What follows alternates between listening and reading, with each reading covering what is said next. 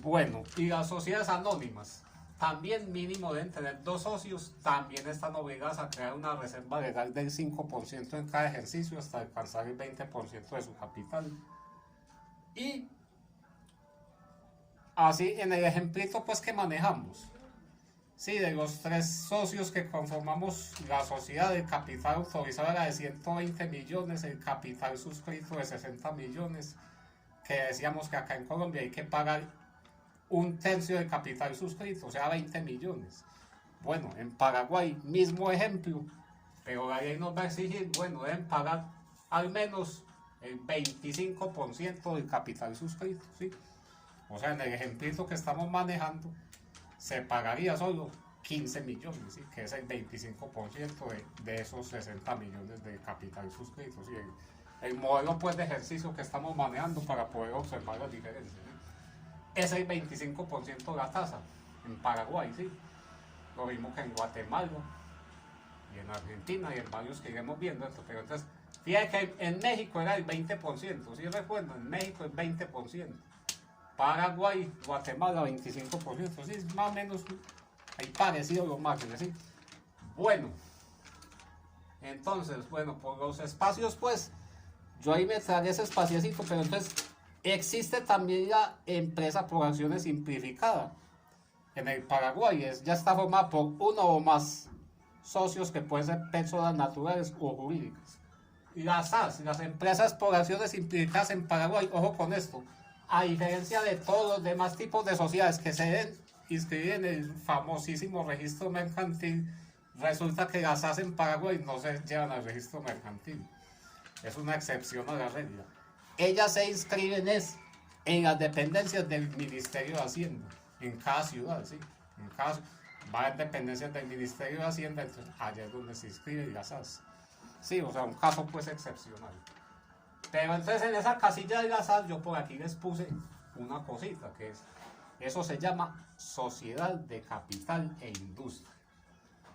Damas y caballeros, eso es un tipo de sociedad que surgió básicamente en los 4 países del sur, en Argentina, Chile, Uruguay y Paraguay. Eso es un tipo de sociedad, por ejemplo en Paraguay está reglamentada por la ley 117 de 1993, o sea, fíjense, tiene 30 años, un tipo de sociedad relativamente nueva, en la cual una parte se obliga a aportar un bien y la otra su trabajo o industria. Pero entonces ellas surgieron porque, según tengo entendido, es de mucho uso la sociedad de hecho en esos 4 países. Así es como empiezan muchos negocios allá. Dos amigos se juntan, entonces usted pone el capital y yo pongo, o sea, yo soy el que se hacen pizzas, hamburguesas, cuestiones así. Así empiezan casi todos los negocios de comida, por ejemplo. Entonces, empezamos trabajando como sociedad de hecho. Pero entonces después, cuando eso nos va creciendo, que vemos la necesidad y obligación de tener que legalizar la empresa. Entonces, por eso los gobiernos la sacaron como ese nuevo tipo de sociedad, como para facilitar las cosas a los comerciantes en ese sentido.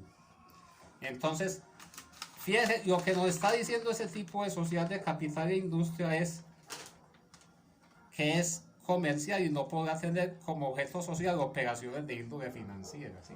Se excluye todo ese sector. Operaciones financieras, bancarias, de capitalización, seguros, ahorros, inversiones, etc. Y el poder de administrar esa sociedad corresponde a todos los socios. Y él se reputa ejercido por cada uno de ellos siempre y cuando no conste en el contrato social de que se va a delegar en otra persona, ¿sí? Entonces, lo más importante de esa sociedad es que ella, a diferencia pues de lo que es las sociedades en comandita, que tiene un socio gestor, que es el que está aportando industria, y solo tiene derecho a voz, pero no tiene derecho a voto, y los comanditarios, que son los que aportan el capital, son los que votan. Aquí es diferente. Aquí todos los socios tienen derecho a tomar las decisiones de la empresa en esta sociedad de capital e industria, tanto los que están aportando el capital como los que están aportando industria. Todos ellos tienen la potestad de la administración de la sociedad y todos ellos tienen derecho a tomar las decisiones, ¿sí? Fíjate que ahí hay una diferencia grande. Entonces, eso es un tipo de sociedad que, como pueden apreciar, lleva apenas 30 años de existencia, más o menos, en esos 4 países. Y se ha consolidado, pero entonces, como les digo, ella surgió, fue como consecuencia de tantas sociedades de hecho, para que la sociedad de hecho luego la puedan pues como legalizar fácilmente. ¿Sí me comprenden? Entonces, allá también existe la empresa unipersonal. En esta casilla tenemos empresa individual, por ejemplo, hay partes donde se llama, digamos, empresa unipersonal. Entonces, te va a haber dos características. Vea, por ejemplo, en Paraguay, empresa unipersonal es para personas domiciliadas pues, en la República Paraguaya. Se puede dedicar a actividad comercial, industrial, agropecuaria. El dueño, no hay separación de bienes. En caso de quiebra, el dueño le puede tocar responder con bienes personales de su propio patrimonio. ¿Sí? Por el otro lado, está la empresa individual de responsabilidad limitada. Esa sí permite separación de bienes. Entonces ya los bienes personales y patrimoniales del dueño no se van a afectar en caso de quiebra. Pero entonces para eso hay que legalizar los trámites de que entonces ya esa empresa tiene que llevar como contabilidad. Tiene que llevar registro de todas las operaciones y transacciones de la empresa. ¿Sí me comprenden? Eso es lo que pasa. Entonces, en varios países va a haber esos dos tipos de sociedades. Como decir, la empresa individual de responsabilidad limitada y la empresa unipersonal, que esa sí no permite separación de bienes. Entonces, también precisamente por eso, es que, o sea, en la misma casilla, vamos a hablar de ambas, sí, pero entonces ahí yo le sigo haciendo la aclaración. Entonces, básicamente, en Paraguay se habla, en Paraguay observe que no existe, digamos, esa clasificación de sociedad anónima abierta y cerrada por la cuestión de la bolsa de valores, sino que hay algo que nos dice la ley, y es que la sociedad anónima abierta es la que tenga más de 500 socios. Y la sociedad anónima cerrada es la que tiene menos de 500 socios. Y las que tienen más de 500 socios, esas son las empresas grandes de Paraguay. Son empresas que tienen una facturación anual de más de 15.000 millones de guaraníes. 15.000 millones de guaraníes en plata colombiana equivalen a 8.400 millones de pesos. ¿Sí? Para que se hagan esa idea. Una empresa que factura aproximadamente en plata colombiana 8.400 millones por año. Esas son las empresas grandes en el Paraguay. ¿Sí me comprenden? En Paraguay básicamente hay 7 impuestos. Está el impuesto simple y resimple, que es como decir un impuesto de régimen simplificado y a las pequeñas y medianas empresas. ¿Sí? Hay un impuesto selectivo al consumo, a ciertos productos.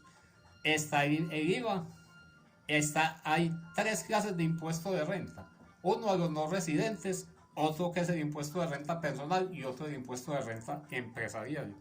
Y el otro impuesto es simplemente a los dividendos y utilidades, ¿sí? Y básicamente eso es como lo que se maneja en Paraguay, ¿sí? Espero les haya sido de mucho agrado, ¿sí? Y de todas maneras cualquier cosa, con muchísimo gusto, la podremos profundizar. Ok, muchísimas gracias damas y caballeros. Estas son las sociedades en la República del Paraguay.